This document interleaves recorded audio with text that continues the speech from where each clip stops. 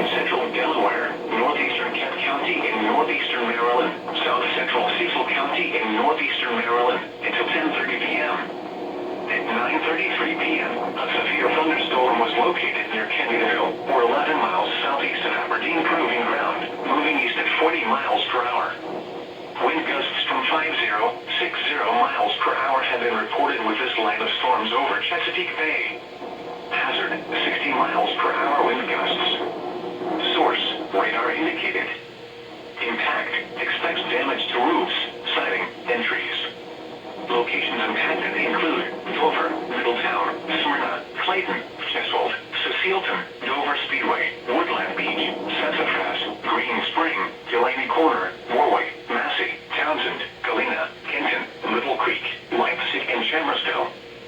For your protection, move to an interior room on the lowest floor of a building.